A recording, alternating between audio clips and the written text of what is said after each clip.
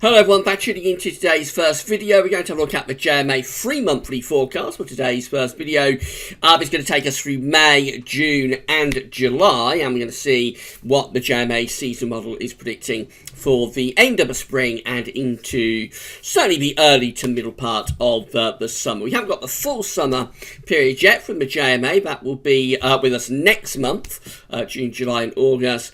But we certainly go quite a long way into the summer of 2019 with this update. This, of course, is ahead of the second seasonal model roundup for the summer of 2019, which is going to be released on Saturday. So we get something like 11 or 12 long-range models together, see what they're all showing for the summer of 2019 for the second time this season. As I say, that will be with you on Saturday. This is ahead of that particular update. Well, coming up later on this afternoon, we're going to have a week to 10-day video update. I'm going to have all of the usual regular features in it. So, as I say, on Saturday we're going to do the second season model roundup for the summer of 2019. The JMA will form part of that. It always does if we have it.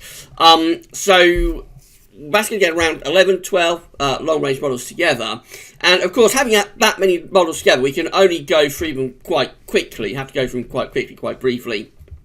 So, we always like to take the JMA out, isolate it into its own turn, because there's a lot of information that you can get from the JMA that we just haven't got time for to go in depth with it in the seasonal model roundup. So that's the reason we always like to take this one out. Have a look at it in its own terms. That's what we're going to do right now. These are the 500 millibar height anomaly flowcharts from the North Pole view down that we're starting off with. So this is the North Pole of the Northern Hemisphere just here, mid-latitudes, Northern Hemisphere around there. Yellow, orange, red extrapolates to above average heights, which is high pressure. Blue to below average heights, which is low pressure. Obviously, the more intense the colours get, the greater the anomaly. So red is going to be the highest sort of pressure. Dark blue to almost purple colours will be the lowest pressure anomaly. So here's how JMA is forecasting May, first of all. So this is just next month, so in theory this should be the most reliable part of the update. For May, it's going from an area of above average heights, high pressure, to be sitting just to the west-southwest of the country, below average heights up to the north. It implies that the jet stream is probably pushing northwards as well, going in something like that direction. So you would expect quite a lot of dry weather to be on offer there from the JMA for May. There's no particular sign of low pressure in the Atlantic. So you'd expect quite a lot of dry, fine conditions. Winds will probably be westerly, so it wouldn't be necessarily an overly warm or hot month, but certainly it will be a very pleasant month. A lot of dry, fine, pleasant, and at times, I suppose, reasonably warm conditions on offer. And then we go through to June, and if anything, that anticyclonic signal is strengthening in June. So I think better change the colour to blue. We have this large area of above average heights again over to west of the country. This time it also does extend more to our east as well. So it's quite a large ridge of high pressure that's forming around the north and west of Europe. Low pressure is kind of penned in around Greenland. The jet stream will be pushed northwards as well, doing something like that. So it'll be on the warm side of the jet. I mean, that looks like a very, very nice month. There'll be a lot of dry weather there. I think temperatures would potentially be very warm, possibly even hot, if that high pressure extends eastwards far enough. And that could get the summer off to a very dry, very warm, potentially quite hot start. And then we go through to July. Of course, this is 3 months away, so it's the furthest out that we can go with the JMA, and consequently it's going to be the most unreliable part of the update.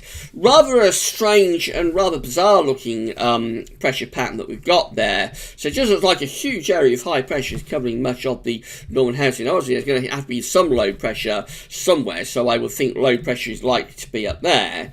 And maybe some low pressure over there. But where we are, it looks like we're basically under a ridge of high pressure, albeit quite a weak ridge. But that's probably due to the time of the year. Sort of mid to late summer, these ridges within the 500 millibar flow, they can look a bit weaker. But I think overall that's quite a big ridge that's extending through the country, and we would probably be bringing up pretty warm east or southeasterly winds with that. I would have thought we'll be able to see the mean wind direction for July in a moment. But that to me looks like a relatively dry and potentially really quite hot month for July once again. So if this is right, we could be going into quite a warm and dry pattern for the summer, picking up this summer where we left off with last summer perhaps. Now this is a tropical and mid-latitude view, so the UK and Europe is over there. The UK is kind of like in the top right-hand corner of the chart as you're looking at it. This is the 500 millibar height anomaly for May. So again, it has this area of above average heights just to our west-southwest, quite a bit of high pressure.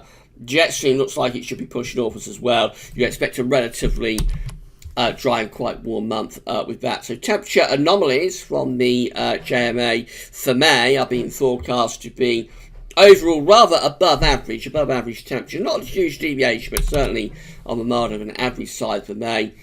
A bit of a north-south split for precipitation, so obviously there's still some influence of a jet stream from the north. It's a little bit wetter than average for Scotland, but for England and Wales it looks pretty much dry on average. Most central parts of Europe are also looking quite dry as well. So a relatively warm and dry month away from the northwest of Scotland looks probable there. The mean wind direction, which you can see from the black arrows, are always a little bit hard to make these black arrows out, but mean wind direction is kind of like coming west-south-westerly. So, again, it's that idea that high pressure just sitting to our west-southwest is protecting us from most of the low pressure systems and their attendant weather fronts. They're being pushed up to the north, although still having some influence over Scotland in particular, and particularly northern parts of Scotland.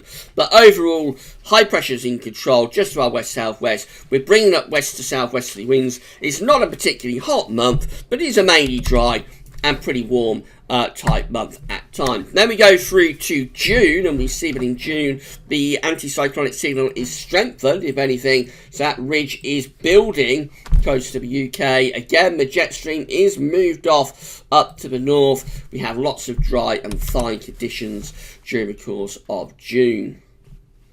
Temperature and precipitation, I should say, anomalies are coming out drier than average, so a drier than average month there for the first month of the summer. Temperature anomalies are milder than average, also warmer than average month being forecast. The mean wind direction for June looks like that. So we're bringing in easterlies to the south of the UK. Got easterly winds coming into the south of the UK and across many central parts of Europe as well. We just have very variable winds because we're almost under the centre of the high pressure, really. So we don't have a particular mean wind direction, to be honest. We're under the centre of an area of high pressure. So there's no particular wind direction that's evident. I suppose for the far north of the country it would be westerly, and for the far south of the country it would be easterly.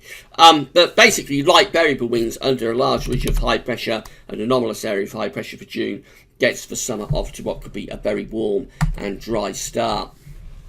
And then have that rather bizarre looking pattern as we go through to July. But it does look as though high pressure is still more or less in control for July, above average heights over, but also to the east of the country. It looked like the wind will probably be coming to the southeasterly to easterly, potentially bringing up quite a lot of hot air from off the continent. Temperature anomalies, they're forecast to be milder than average, another warmer than average month being forecast. Not big deviations here, so the anomalies aren't suggesting a particularly hot summer or start to the summer, and you do have to interpret sometimes what the model is showing. Probably underplaying the temperature anomaly based on the pressure and height anomalies to some degree. Precipitation, again, it looks drier than average, so very dry 3 months coming up. All 3 months are dominated by high pressure to some degree, so plenty of dry weather and often very warm too. The mean wind direction for July is confirmed by the black arrows to be east to southeasterly. So you see those black arrows coming across the UK into the Atlantic like that, and through much of Europe as well in that kind of direction. So east southeasterly month likely in July, which is going to be hot. Easterlies in July and August, they're going to be hot usually. They'll drag the air in from off the continent. So if that's correct, we could be in for a very, very warm and dry start to the summer. Now, of course, the caveat with this is that these long-range models are very, very unreliable. We saw this back in the winter when they was consistently going for northern blocking and colder than average, or sort of pressure and height anomalies that would deliver colder than average conditions. It never came to anything. So we know that these long-range models are highly experimental. They are prone to unreliability, drastic unreliability at times. So although we do have a strong anticyclonic signal here for the rest of the spring and into the summer, with high pressure seemingly holding sway and eventually delivering what could be really quite a hot pattern indeed by the time you get through to July, I think we need to stay cautious about it. Don't go too over top about the idea that it's going to be another hot summer. But certainly this month's update from the JMA is going in that kind of direction. That's as much as we can say. As I say, when we do the second season-one roundup of the summer of 2019 on Saturday, we're going to get all of long-range models together. So we'll see how much support the JMA has from all of the other longer-range models for this idea of a hot and potentially hot and dry early to midsummer. We shall see when we do the second season one roundup on Saturday. But quite an interesting update from the JMA this month. We'll be back later on this afternoon with your regular week's 10-day video update, so come back for that then. But that's all for now, and thanks for watching.